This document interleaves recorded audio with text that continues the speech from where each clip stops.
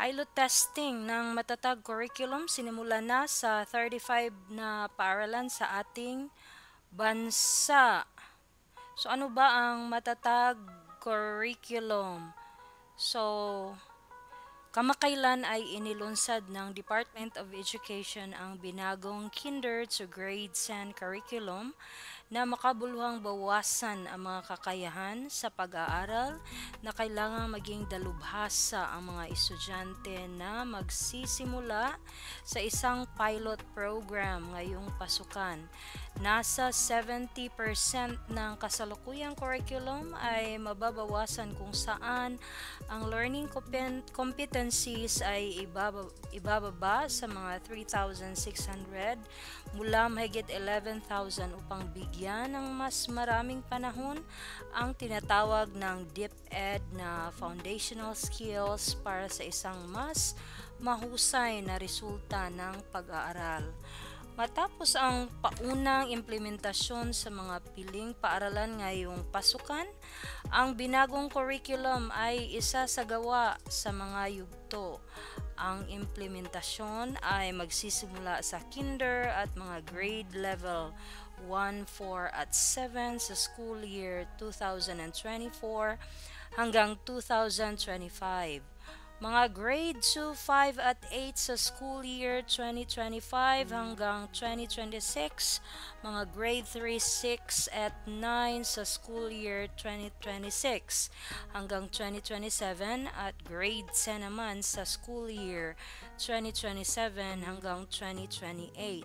Ang paglulunsad ng pinigang K-10 curriculum na tinaguri ang matatag curriculum ay linika matapos ang taong proseso ng pagripaso na kinonsulta ang iba't ibang may kinalaman gaya ng mga guro, mga higher education institution, mga pribadong paaralan at mga international na eksperto. Sa bagong curriculum nga pala ay ibababa ang learning areas sa maagang mga antas mula 7 sa 5: language, reading and literacy, math, makabansa at good manners and right conduct. Kabilang sa makabansa ang kamalayang cultural or cultural awareness, pagkamakabansa o nationalism, at pagkamakabayan or patriotism. Ang peace education ay ipapakilala na may mga paksa gaya ng pag-ayos ng gulo or conflict resolution, seguridad ng tao or human security, katatagan ng komunidad or community resilience at pagbawas ng panganib ng sakuna or disaster risk reduction. Ayon pa sa DepEd, magkakaroon ng pagdiriin sa 21st century skills gaya ng digital literacy, critical thinking, nonverbal communication, at informed decision making. Ang mother tongue o katutubong wika ay gagamitin pa rin bilang isang medium of instruction, ngunit hindi na ituturo bilang isang subject dahil nagiging sanhi daw ito ng kalituhan sa mga guro at ang Pilipino ay mananatiling language subject.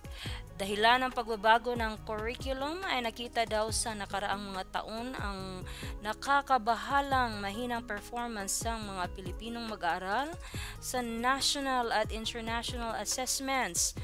Sa ilang pag-aaral ng World Bank ay ipinakita na mahigit 90% ng mga mag-aaral ay nahihirapang intindihin ang naaangkop sa edad na teksto. Nakita rin ng DepEd na ang mga guro at mga estudyante ay nahihirapan sa napakaraming mga subject na pag-aralan kaya kinakailangan na paluwagin ang curriculum. Sobrang bigat ng curriculum sa napakaraming aralin o subject na kinakailangang magturo ang mga guro ng labis na bilang ng learning competencies na may napakalimitadong oras sa pagtuturo. Kapwa ang mga guro at mag-aaral ay nabibigatan sa mga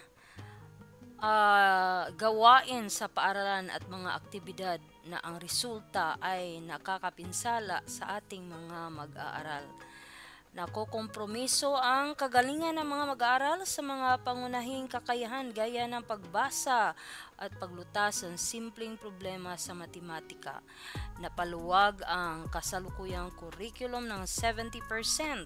Ang curriculum para sa senior high school ay nire-repaso pa na layong siguruhin na madaling makakuha ng trabaho ang mga nagtatapos.